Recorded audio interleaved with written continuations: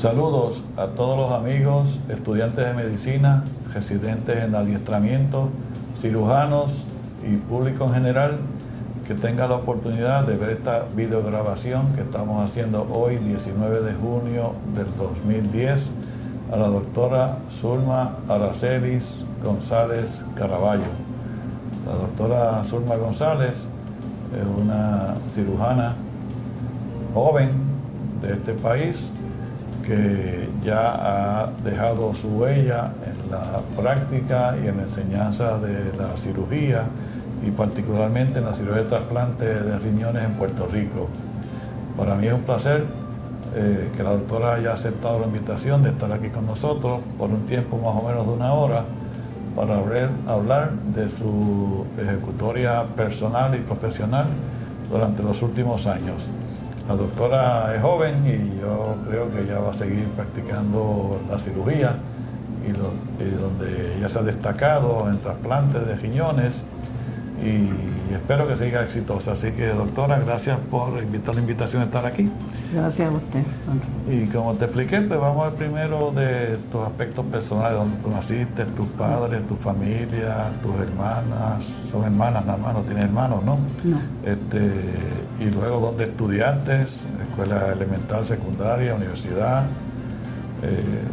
la escuela de medicina, la residencia donde la hiciste, y después todo el aspecto profesional que te has dedicado por los últimos años. Así que cuéntanos primero sobre tu familia.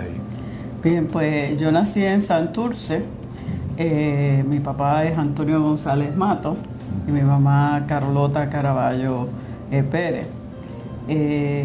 Me educaron en un colegio católico, el Colegio La Milagrosa, y ahí estuve la elemental y la high school, todo lo hice ahí hasta que me gradué y entré enseguida a la Universidad de Puerto Rico, en donde ya tenía la idea de hacer medicina, porque desde chiquita yo decía que iba a ser maestra y que iba a ser cirujano. Así que entré a la universidad. ¿Recinto de Río Piedra? Recinto de Río Piedra. Okay. Y ahí empecé a hacer biología, pero yo siempre he sido media despistada. Así que terminé en 3 años biología, pero no había solicitado medicina. Y entonces mi consejero de la universidad me dijo que vas a hacer un año de la universidad sin nada, ¿no te gustaría hacer alguna cosa más específica?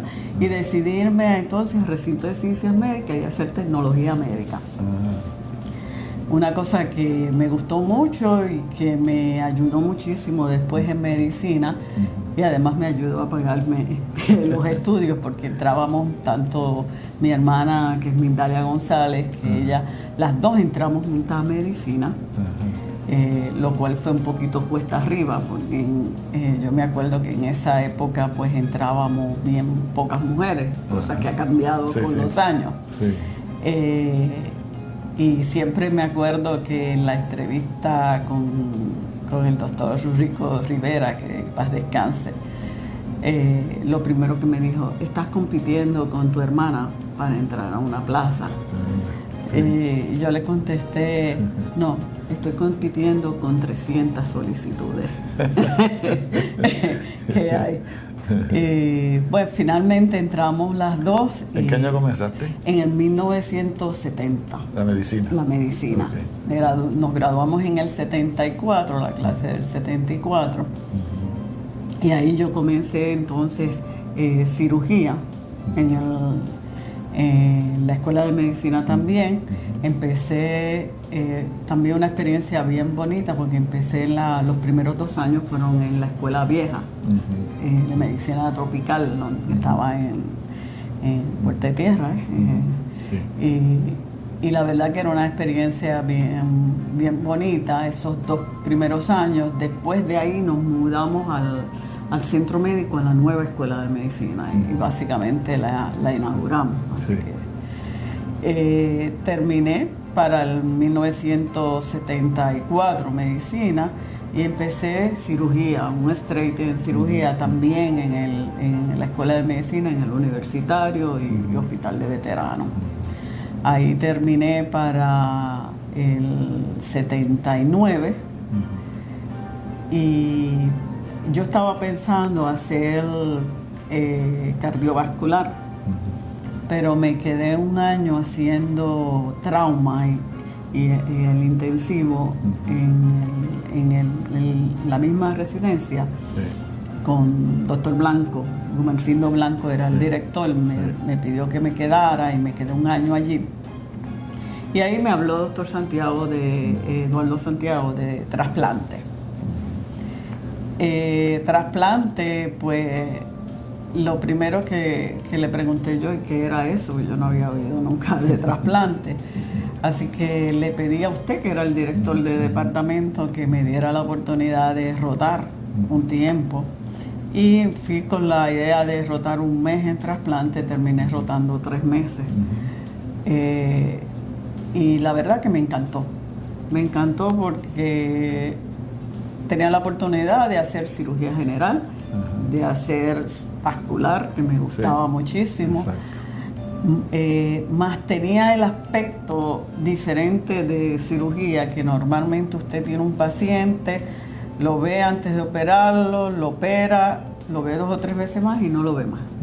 En trasplante ese paciente es suyo el resto de la vida.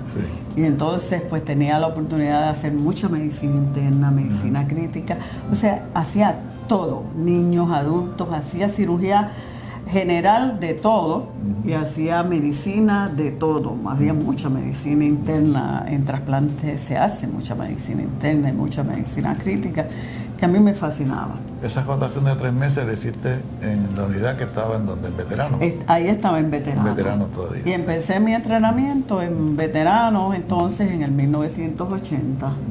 Para el 1982 me voy a Minnesota.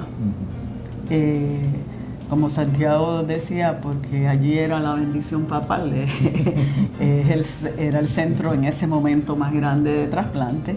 Y voy a terminar trasplante de riñón y a entrenarme en trasplante de páncreas.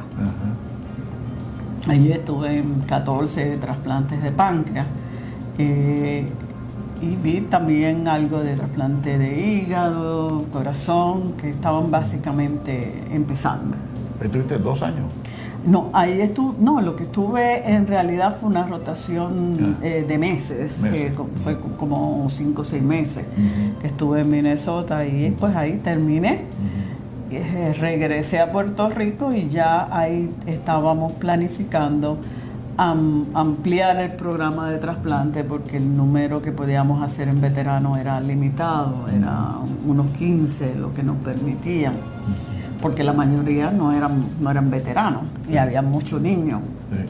Así que nos movimos al Hospital Auxilio Mutuo.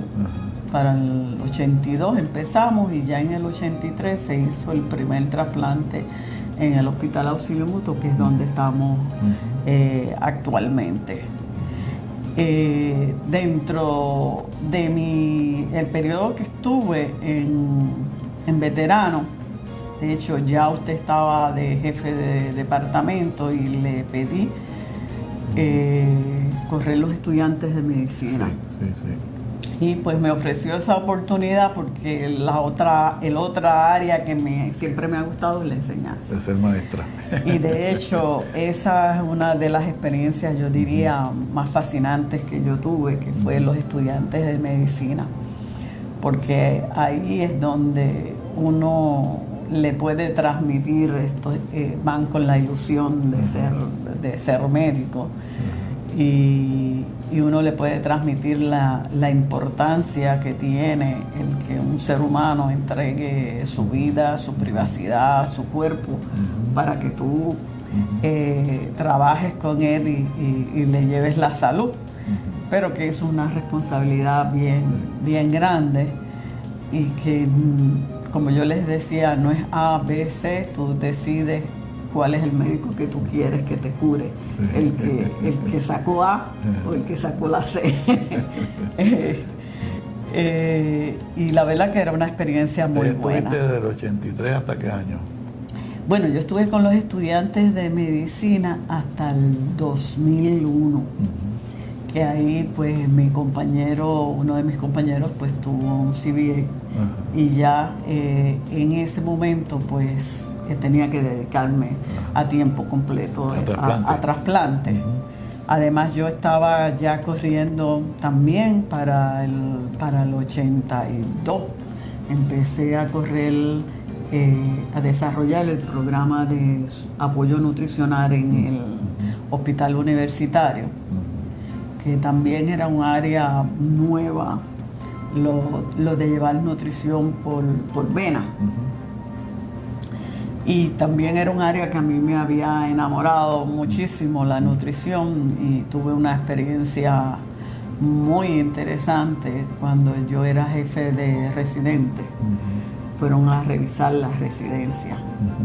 Y entonces teníamos un paciente que tenía una fístula gástrica y pancreática.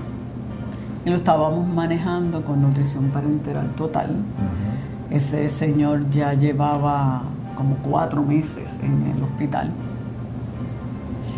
Y el supervisor, el que estaba revisando la residencia, era un cirujano y me dice, yo quiero ver a este paciente. Yo voy, se lo presento y él quiso examinar el área donde estaba la fístula.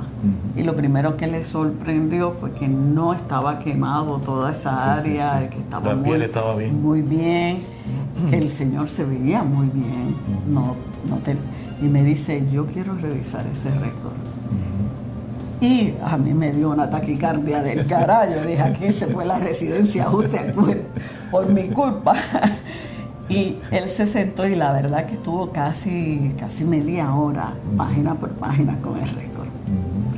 Cuando sale de allí me dice, me admira la forma en que han manejado a este paciente y lo bien que han manejado la nutrición. Así que lo felicito. Esto está empezando y la verdad que lo están haciendo muy bien. Y todo el mundo respiró ahí. Y yo dije, bueno, me gradúo. Pues esa fue una experiencia y de ahí en adelante pues la nutrición ha sido otra de las áreas que yo he estado desarrollando, tanto aquí como en Latinoamérica. Trabajamos mucho. Ahí yo he escrito ya 3 capítulos de nutrición, de diferentes temas. Y lo que es el área pues de trasplante y de nutrición pues lo hemos estado llevando no solo en Puerto Rico sino en Latinoamérica. De hecho, en trasplante como en nutrición han venido a rotar a Puerto Rico y a entrenarse. Y asumo que Santiago le comentó de que pues de Santo Domingo hemos entrenado ya 3 cirujanos, 2 nefrólogos, y de Venezuela también se han entrenado varios en Puerto Rico.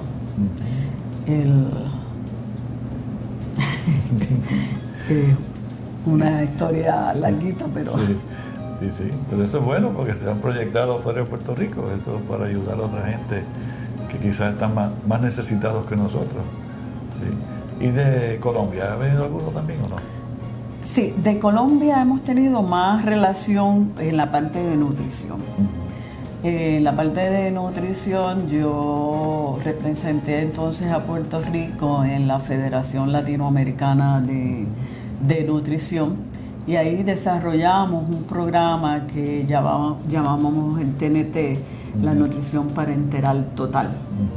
Ese programa se desarrolló en Chicago con todos los miembros de Latinoamérica y entonces se llevó a diferentes áreas de Latinoamérica. Después, en conjunto con el doctor Lechenique y la doctora Corella de Brasil, Hicimos, aprovechando, como yo digo, las ventajas del internet, yo me comunicaba con ella en Brasil como si estuviéramos al lado una de otra, y desarrollamos un programa que se llamaba Avances en Nutrición.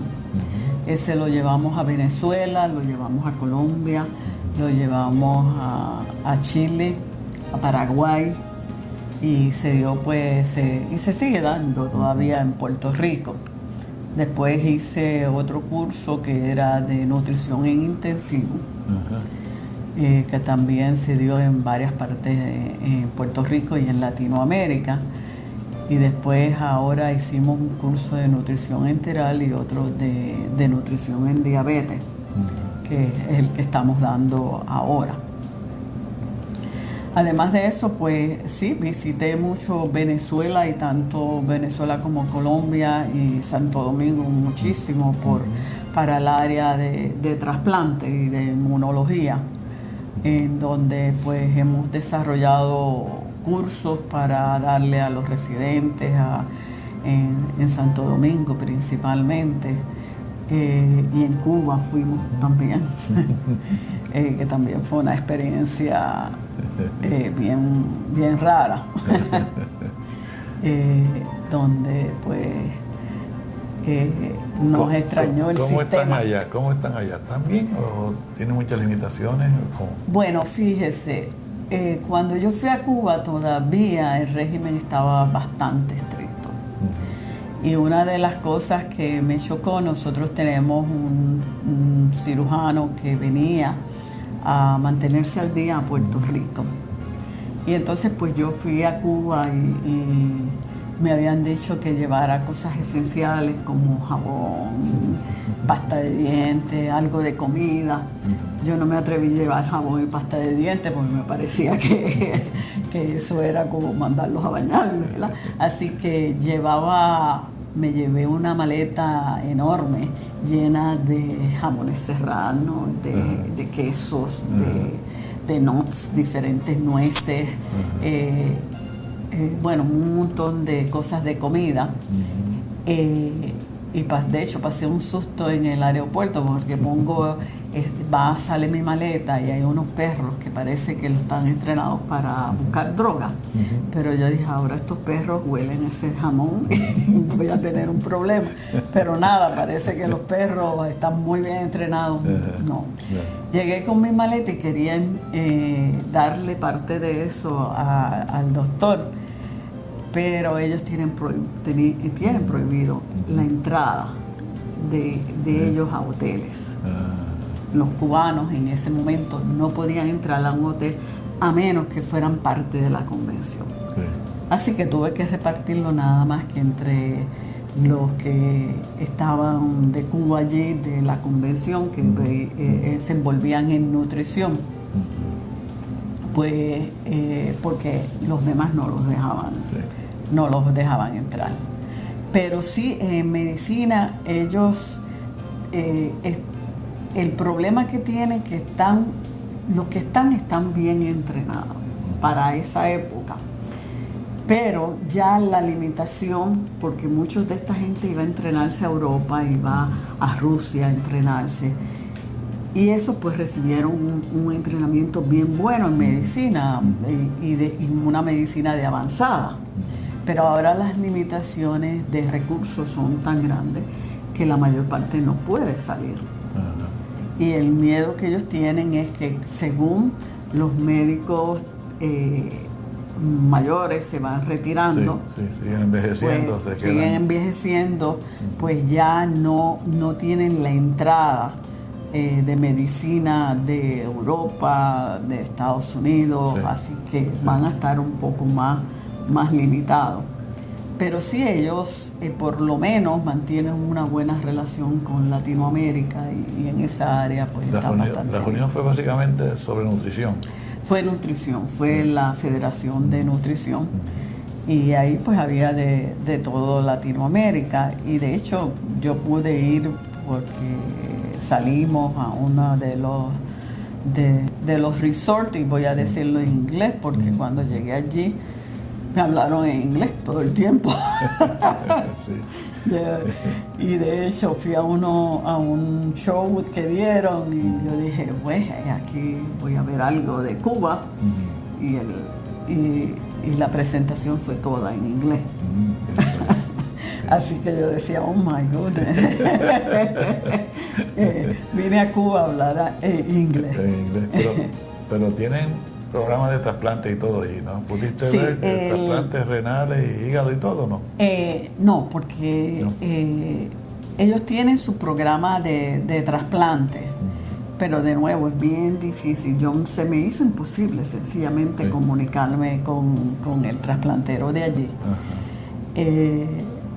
Y como le digo, en ese momento todavía la vigilancia era bien estricta. De hecho, uno de lo que nosotros pensábamos que era de orientación allí, de información, en una le informó al doctor Echenique que no, que él era del gobierno y que estaba vigilando a los que estábamos allí, quiénes éramos. Y de hecho sabían toda la información ya mía y del doctor Echenique.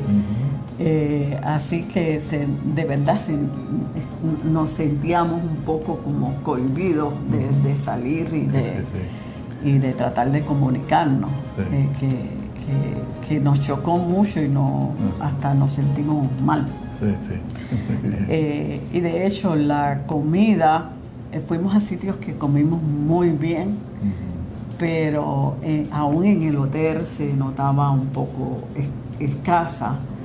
Y de esa experiencia yo salí odiando el pepinillo, porque me daban pepinillo todos los días de ensalada y no tenían aceite, así que era pepinillo crudo ahí.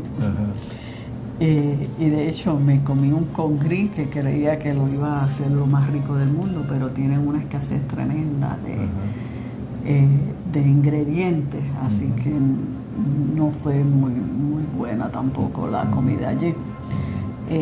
Pero sí fuimos en el hotel y algunos restaurantes que sí había comida muy buena. Muy bien. Así que... ¿Qué año fue eso? Eso fue para el 96, por ahí, por el 1996. Muy bien. Entonces, ¿qué me cuentas de la unidad donde estás ahora desde los 80 y bueno, por allá? En el 82 entramos en el auxilio mutuo. Para el año 2000 nosotros celebramos los primeros 1000 trasplantes. Que era una historia como de 25, 27 años de trasplante en Puerto Rico. En los últimos 10 años se han triplicado los trasplantes. Ya nosotros llevamos como 640 y pico, casi llegando a los 650. En un periodo de 7 años, cuando en un periodo de 20 años hicimos 1000. Así que el impacto grande pues lo hizo cuando llegó Lifeline de Puerto Rico, que empezaron a aumentar las donaciones de órganos en Puerto Rico, que era un problema serio. Nosotros estábamos localizados como el estado de menos donaciones y uno de los países de menos donaciones en el mundo. Inmediatamente ya para el 2004 estábamos dentro de las mayores donaciones en Latinoamérica y en los estados de los Estados Unidos, y ya en el 2008 y 2009 nos convertimos en el país, en el segundo país de más donaciones en el mundo. Estamos precedidos nada más que por España. Y después viene Puerto Rico como el país de más donaciones. Obviamente esto aumentó el volumen de trasplantes, abrió cabida para empezar el programa de trasplante de páncreas y hicimos los primeros trasplantes combinados, riñón-corazón, y estamos esperando pues abrir el programa de hígado para eso este año, empieza un nuevo fellow que va a entrenar con nosotros la parte de hígado, de riñón, y entonces se va a ir a hacer hígado a los Estados Unidos. Y empieza el próximo año otro fellow. Tenemos la residencia, el fellowship de trasplante aprobado. Y pues esto nos ha abierto las puertas a que se entrenen formalmente en Puerto Rico. Y es la única forma en realidad de atraer cirujanos de trasplante que se queden en Puerto Rico, porque como saben las diferencias en salario entre Estados Unidos y Puerto Rico es enorme. Y a pesar de que habíamos mandado varios a entrenarse a los Estados Unidos, pues se han quedado. Los pierden. Sí, los perdemos porque es demasiada la competencia en cuanto a salario y en cuanto a facilidades. Sí. A pesar de que no tenemos todas las facilidades que uno puede decir hay en Estados Unidos, hemos podido entrar a ser uno de los 50 programas más activos en los Estados Unidos. Uno de los 40 programas que tienen residencia aprobada en los Estados Unidos. El otro factor es nuestros resultados, pues comparan con los centros grandes en los Estados Unidos, teniendo una sobrevida de pacientes de 96-98% y una sobrevida de riñón de un 94-96%. Tenemos un tiempo de espera que es aún más corto que en los Estados Unidos. Y a 3 años nuestros resultados ya están un 7% sobre la mediana nacional. Y esto pues probablemente se facilita porque somos una isla pequeña y entonces se ha demostrado que si el paciente se sigue en el centro de trasplante y tiene acceso a su centro de trasplante, pues los resultados a largo plazo van a ser mejores. Y nosotros hemos podido pues seguir gran número de nuestros pacientes y esto nos facilita el que los resultados sean muy buenos. Otra cosa que nos ha permitido y que me gustó mucho de trasplante es que cuando yo empecé, pues trasplante era básicamente una ciencia empezando, casi todo era experimental. Y hemos visto desarrollarse trasplante a través de los años y entrar muchos medicamentos nuevos. Hemos podido hacer investigación. En general, casi siempre tenemos un residente que está haciendo su año de investigación con nosotros. Estos residentes pues han podido publicar, han tenido experiencia de ir a presentar a Estados Unidos, a Latinoamérica, y eso pues obviamente ha ayudado mucho tanto al programa de trasplante como a la residencia de cirugía. ¿Tienes residentes de cirugía general también que rotan por allá como sí, siempre, ¿no? Esa parte pues me ha ayudado a compensar mi otra parte de educación. Y de hecho en mi experiencia yo he tenido 2 premios que yo he valorado muchísimo. Uno es cuando me dedicaron la graduación de cirujanos, los residentes, porque consideraron que yo era uno de sus mejores maestros. Y esto obviamente es bien halagador para un maestro. Y la otra fue cuando los estudiantes de medicina me nominaron para el Alfa Omega Alfa. Como profesora. Como profesora, porque también consideraron que yo era uno de sus mejores profesores. Y obviamente eso llena el ego de una persona que le gusta mucho la enseñanza y es una oportunidad bien buena que yo le digo tenemos en trasplante, porque en trasplante la relación del residente con uno es de uno a uno. Sí. O sea, ellos pasan visita todo el tiempo con un facultativo es como yo le digo, mira, aquí yo te guío la mano y probablemente en las cosas tan sencillas como coger una subclavia, como tienes la supervisión directa de un facultativo y es una experiencia que es bien buena y que a ellos les gusta mucho, a pesar de que muchos no van con la idea de trasplante, pero tiene, como dije, en trasplante se hace mucha cirugía general y tienen la experiencia de llegar, como los que rotan son de segundo año y ahora usted sabe que ha bajado el volumen, ya uno no llega con tanta experiencia, pues y ellos mismos notan cómo van mejorando su técnica y cómo se desarrollan en 2 meses que rotan en trasplante. ¿Y estudiantes de medicina también participan? Estudiantes de medicina también hay una rotación para trasplante, hay una rotación para nutrición y entonces pues tenemos las 2 rotaciones.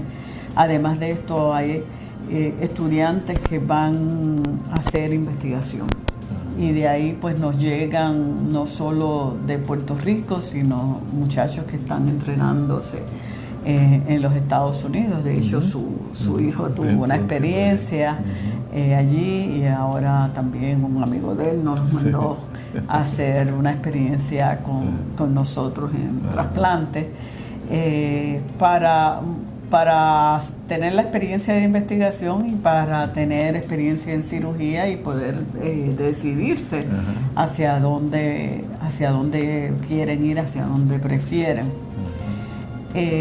Otra área que estamos tratando de desarrollar es organizar pues las mujeres en Puerto Rico. Antes eran bien pocas cirujanas. De hecho, yo me acuerdo cuando yo empecé la residencia, yo era la única.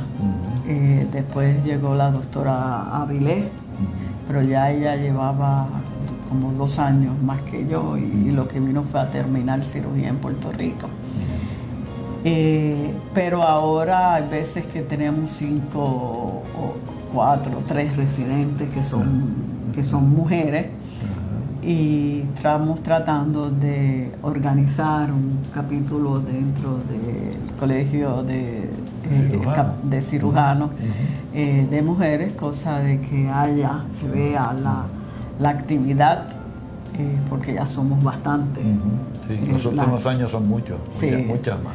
Se han graduado muchas y aunque hay un grupito, como yo digo, está el montón de especialistas en cirugía de seno. Exacto, que muchas se han ido por esa área, pero hay otras que van a hacer oncología, cirugía plástica, o sea que hay una gran variedad de mujeres envolviéndose en la cirugía y esperamos poder organizar un capítulo pronto. Muy bien, eso está bueno. De hacer algo. ¿Y estudiantes de medicina de otras escuelas también van a tu programa, no?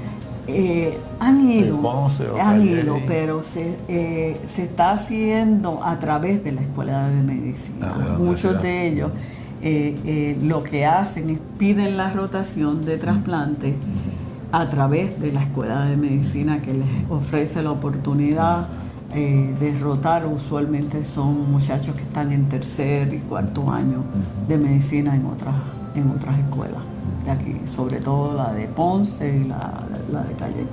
Muy bien. Y sobre lo de páncreas que me hablaste, ¿se han hecho aquí algunos trasplantes ya de páncreas o todavía no? Sí, de hecho ya hay cerca de 14 trasplantes de páncreas hechos. Y el doctor Carlos del Coro, que es ahora el director del programa de páncreas, él y yo hemos hecho ya 8 trasplantes de páncreas. Y para sorpresas de nosotros, eso nos convierte en un programa bien activo de páncreas. Yo creía que no, pero el promedio... Parece que un número pequeño, pero realmente grande. Es un número grande porque me dicen que el promedio en los centros activos es entre 3 a 4 trasplantes al año, exceptuando obviamente centros como Minnesota y Wisconsin, que ya hacen un volumen mucho más grande. Pero que 7 trasplantes, 8 trasplantes es un programa bastante grande.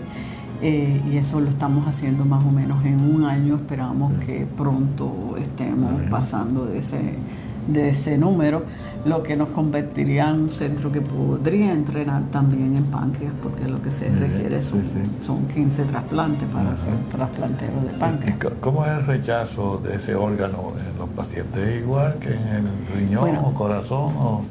Cuando uno ve los diferentes órganos, primero, probablemente la cirugía más sencilla es la de trasplante de corazón, porque son estructuras grandes.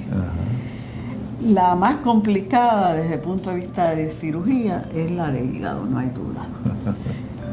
Siguiéndole viene páncreas. Páncreas es una cirugía que es bastante delicada porque el páncreas es un órgano que, como decimos, no tiene circulación propia. Toda la circulación le viene de otros órganos. Y esto hace que este sea un órgano bien sensitivo a isquemia y bien su tiempo de preservación es corto. Usualmente en las primeras 14 horas ya usted tiene que tener puesto ese páncreas para reducir el problema de funcionamiento. Aunque se dice que se puede extender hasta 24 horas, la realidad es que las primeras 14 horas es donde usted va a tener mejores resultados. Tanto el páncreas como el riñón son los órganos que más rechazan. A diferencia de los otros órganos que usualmente una vez pasa, por ejemplo hígado, una vez pasa esos primeros 6 meses, la verdad que es un órgano protegido, no se ven rechazos. Después de ese periodo es muy raro que haya un rechazo de hígado. En corazón puede haber rechazo, pero lo que más daña el corazón después del primer año es la recurrencia de enfermedad cardiovascular, que es una combinación de los medicamentos, de la enfermedad propia del paciente, del metabolismo del paciente. Por lo tanto, esa es otra área que nos estamos envolviendo mucho en trasplante, es en bregar con lo que se llama el síndrome metabólico, que sabemos que hoy en día es una de las causas principales del daño de estos órganos, aún más que el mismo rechazo. Claro está, hay un componente inmunológico que empeora la arteriosclerosis en estos órganos. Ahora, lo que es páncreas y riñón, estos órganos pueden rechazarse en cualquier momento. Y el paciente aún 10, 15 años después puede tener una activación del sistema inmune por un virus, por una bacteria, y eso hacer que el sistema de nuevo reconozca que hay un órgano extraño y haya un rechazo. Así que estos dos órganos hay que seguirlos de por vida. Sin embargo, pues la duración es buena. Los riñones, nosotros tenemos el primer trasplantado que ya tiene 33 años de trasplantado, y mucha gente con 30, 27, 25 años. ¿Cuál es el récord mundial? ¿Está por ahí? Debe estar en los 40 años, porque ya trasplante tiene sus 50 años de instituto. Pero ya la gente que pasa de ese periodo, pues van a morir de otras causas, de pérdida y mueren con riñones funcionales, en realidad. Páncreas, el récord es un poco, porque el páncreas tiende a fibrosarse, irse fibrosando. Sin embargo, las isletas sobreviven mucho.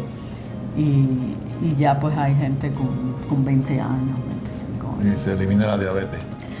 Se elimina la diabetes. ¿Y qué? Tienen que hacer microcirugía allí, ¿no? Para el páncreas. Los vasos son pequeños. Bueno, no.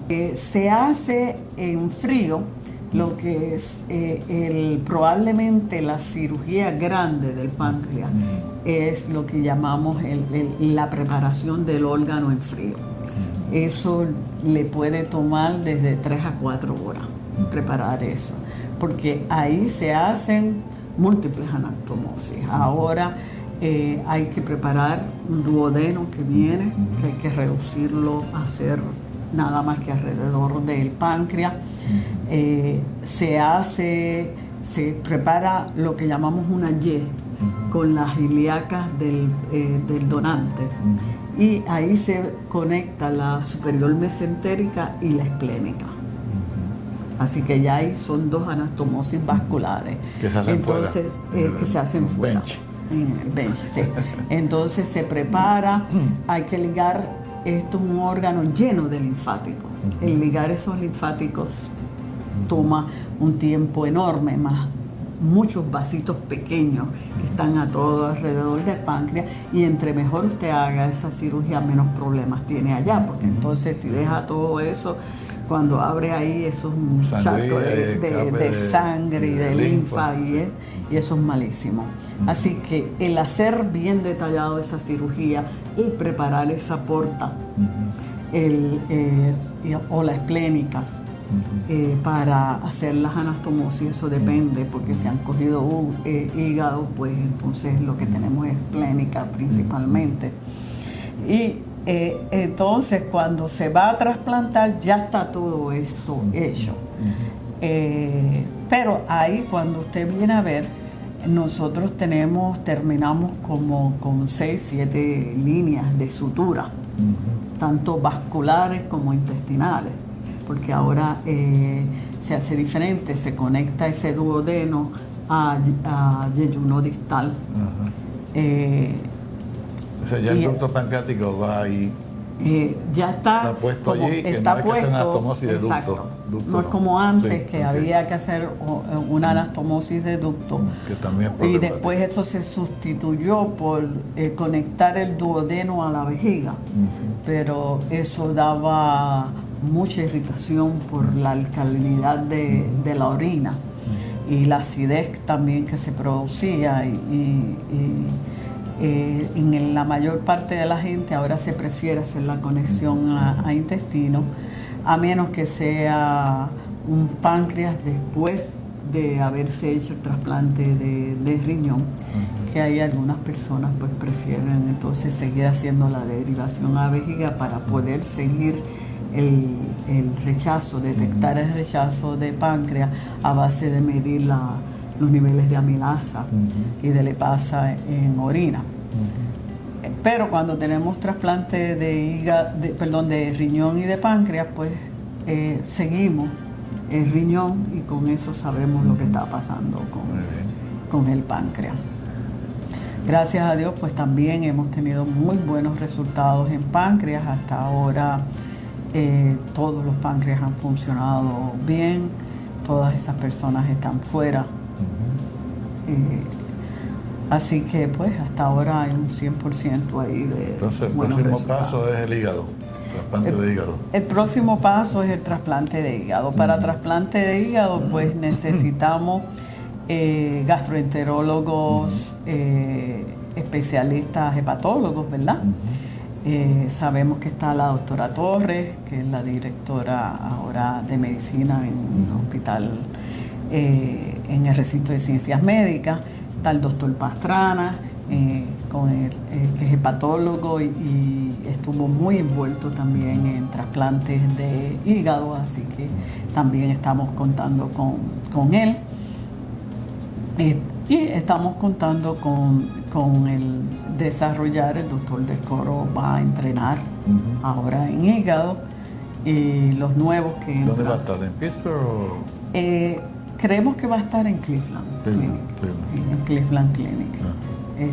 Todavía no ha hecho la decisión final, pero ya en Cleveland pues nos dijeron que sí, que puede hacer su entrenamiento. Ya él tiene parte del entrenamiento hecho, ya él es el que junto con Fernando son los que recuperan hígados aquí para mandarlos a Estados Unidos.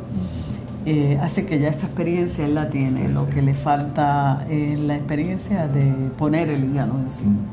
De poner el hígado en sí. Él estuvo en Minnesota en varios trasplantes. Sí. Así que... ¿Del coro es graduado de aquí, de la escuela de aquí? Es graduado de la escuela de medicina de nosotros, el programa de cirugía. Hizo trasplante de riñón con nosotros y entonces terminó trasplante de páncreas en Minnesota. En Minnesota. Así que... Entonces va para hígado, eso está bueno. Eventualmente, porque ahora mismo el órgano que se obtiene aquí de los accidentados se va para Estados Unidos. ¿El sur más o menos? ¿El sur de Estados Unidos? Sí, dentro los sitios que más está Tampa, que es uno de los sitios que más trasplantan puertorriqueños de hígado. Sí. Está obviamente Miami, y entonces Georgia, el sur de Estados Unidos son los que se llevan principalmente los órganos, pero aquí hay veces que en un año se recuperan 200, 300 hígados. Sí. En Tampa hay un puertorriqueño, ¿no?, que está haciendo trasplantes. El doctor Alsina es cirujano multiórgano, y de hecho es básicamente ahora mismo el trasplantero de hígado de Puerto Rico, porque él está asociado con la Escuela de Medicina. Y junto con la doctora Torres, pues los que se están trasplantando actualmente, pues se están yendo a Tampa la mayor parte con el doctor Alcina. Que de hecho su papá estuvo en Ponce en los primeros trasplantes de riñón que se hicieron en Puerto Rico. El urólogo, sí. Y finalmente pues vio a su hijo hacerse trasplantero. Muy bien. Y desarrollar un programa de trasplante. Pero nosotros estamos ya en la fase, ya tenemos los intensivistas. Esa es un área que ha sido bien, yo diría, difícil de tocar en nuestros hospitales. Y es una cosa que siempre me ha chocado. Yo voy mucho a Latinoamérica. Fui cuando estuve en Ecuador, los intensivos eran corridos por intensivistas. Y en Puerto Rico ha sido bien difícil entrar en el concepto, exceptuando en las áreas académicas, de que sea un intensivista el que corra los intensivos. Y ya nosotros tenemos un grupo de intensivistas adultos que están preparados y que podrían hacer ese trabajo, pero la resistencia ha sido muchísima, especialmente a nivel de medicina interna, y yo creo que eso es un área que tenemos. ¿Están adiestrados? ¿Dónde se adiestran los intensivistas? Bueno, tenemos un programa en el Hospital de Veteranos, que rotan no solo por el Hospital de Veteranos, sino también por el universitario, rotan por el intensivo de trauma, por el intensivo neuroquirúrgico, que está corrido por intensivistas entrenados. En cirugía tenemos entrenado al doctor Pablo Rodríguez. En neurocirugía tienen a la doctora Rodríguez Vega, que es un intensivista. En veteranos tienen otro intensivista quirúrgico, corriendo el intensivo quirúrgico, y tienen intensivistas médicos corriendo los intensivistas médicos, y ya pues se gradúan de Puerto Rico 2 o 3 personas entrenadas y con su board de intensivo. Tú mencionaste que hacías también todo tipo de cirugía. ¿Hacen endocrina? ¿Ustedes no hacen paratiroides? Sí, paratiroides le hemos robado muchas veces, porque el paciente renal, usted sabe que tiene hiperplasia, y ahí tenemos un número bien grande. Yo creo que la parte de cuello, los residentes la hacen casi toda con nosotros, porque hacemos mucha paratiroides, por lo menos 3 o 4 todos los meses. Y es un problema bien común.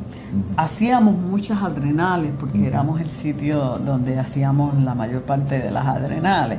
Sin embargo, ahora pues tenemos muchachos que se han entrenado en la laparoscopía, y las pueden hacer por laparoscopía, y lo que estamos haciendo es referírselas a ellos, porque entendemos que es lo mejor, es la forma más adecuada de hacerla.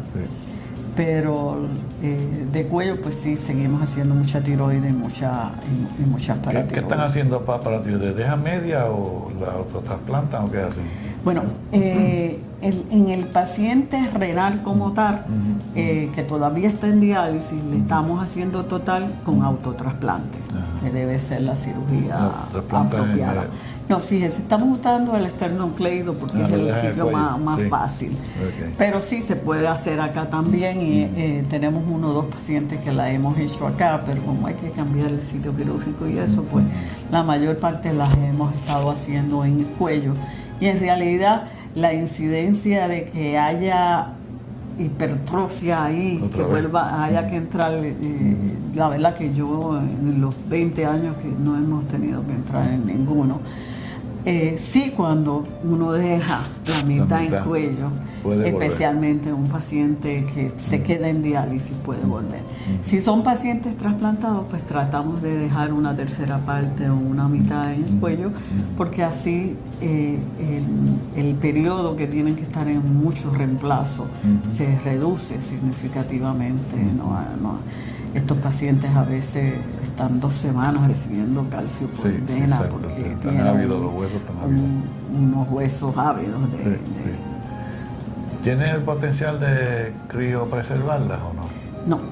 No, eso es una cosa que también tenemos que desarrollar en Puerto Rico, y sería bien útil, porque si nosotros tenemos 4.000 pacientes en diálisis, y aunque ahora hay nuevas drogas para controlar esto, todavía uno ve casos tristes de caxifilaxis y de hecho recientemente, tan reciente que la tengo admitida todavía en el hospital, una paciente que desarrolla esa caxifilaxis con úlceras múltiples en la piel.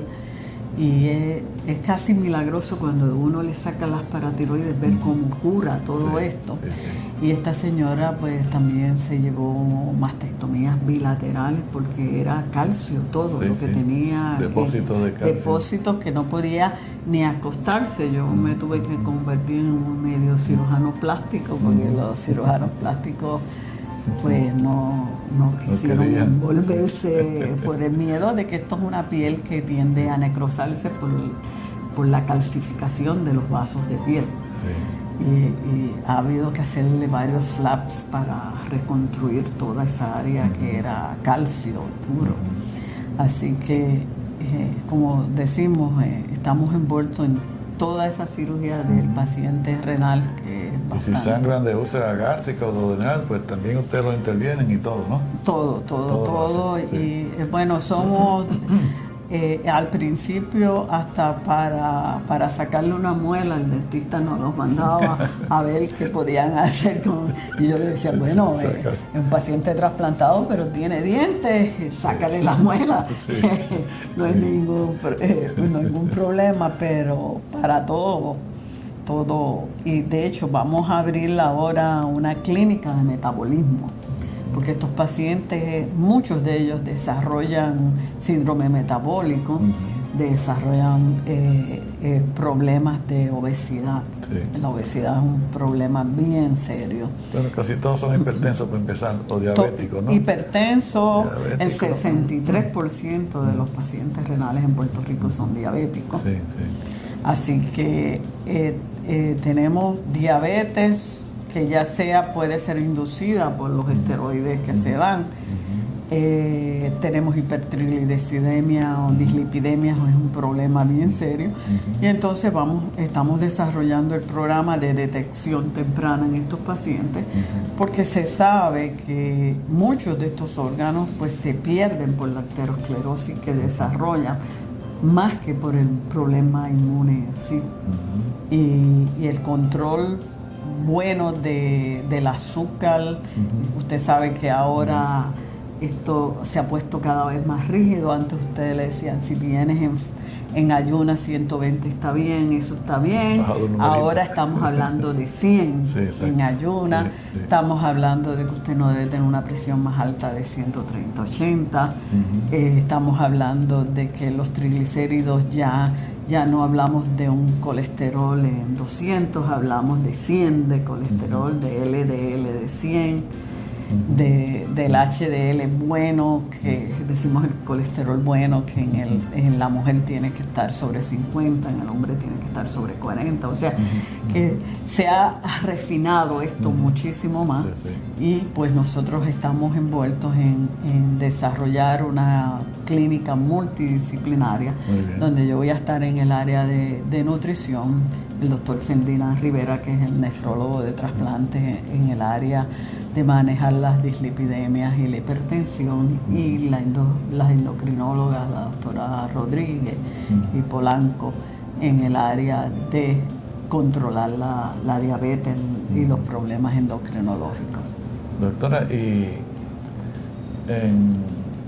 ustedes como facultad son una de las facultades que más trabajan, que son más sacrificados, porque ustedes se tienen que hacer trasplantes a horas siniestras, ¿no?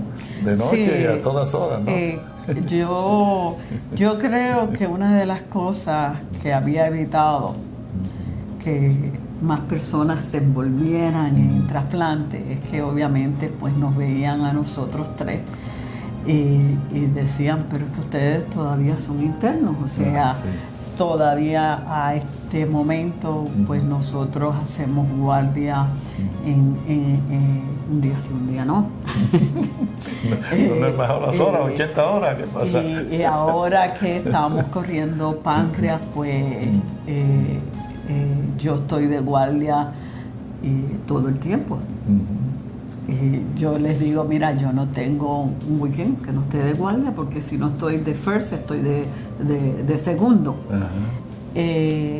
Así que esto es un área que uno ha tenido que... Y los riñones se presentan a la hora que sea. Y aunque el riñón, pues tú tienes un margen un poquito más grande, cuando es páncreas no tienes ese margen. Y esa es una cirugía de casi 6 a 8 horas. ¿Y cómo es la logística? El paciente que necesita trasplante de páncreas, ¿dónde está físicamente? No está admitido, ¿no? No, está en su casa porque es un diabético. Tú lo llamas enseguida y viene al hospital. Se llama, en el caso de páncreas se hacen las pruebas antes, se admiten usualmente 2 pacientes que se admiten ya al hospital, se le hacen las pruebas. El de ellos que salga compatible, pues entonces se está listo ya para hacerse trasplante, y entonces el doctor del coro va a sacar el órgano, viene, prepara el órgano, que como le dije, es una preparación de 4 horas, y entonces entramos a hacer juntos el trasplante. Ahora, la hora de madrugada o cuando sea, ¿no? Cuando sea, tratamos de hacerlo lo antes posible, cosa de que no nos tome más de 14 horas el tenerlo puesto.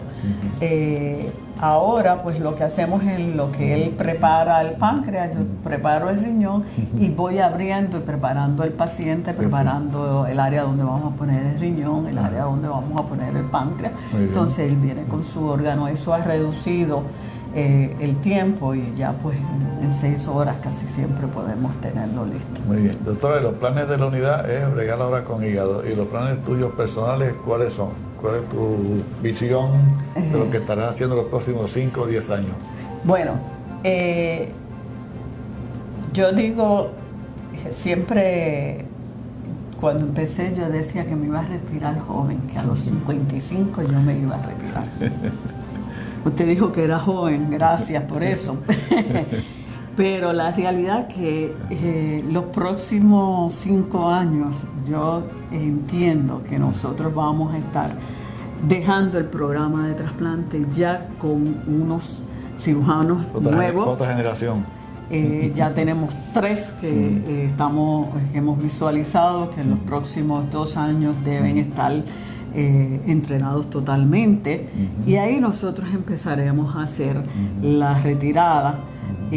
yo estaré un tiempo más en la enseñanza, que es un área que me encanta. Ajá. Y después de eso, finalmente, cuando me retire, me dedicaré a mis colecciones de sellos, que colecciono sellos y monedas, y a mis colecciones de películas, que colecciono películas. Tengo más de 300 películas ya coleccionadas. Eso es bueno. Así que espero. Muy bien. Mira, ¿y tu padre está vivo? Tu mamá ya falleció, ¿verdad? Mi mamá falleció, mi padre tiene 91 años, que cumplió el mes pasado, y está fuerte, maneja su computadora. En casa yo digo hay más computadoras que gente, porque él tiene que tener su computadora. Qué bien. Hasta los otros días él era que me hacía la planilla y todo, y hasta guiaba. Ahora dejó de guiar porque él mismo dijo, no, a mi edad yo creo que yo no debo guiar. ¿Y tu hermana? Mi hermana doctora? se retiró, ella se retiró joven por una enfermedad colágena, pero al principio le habían dado, ella siempre dice, me dieron 6 meses de vida, me dijeron.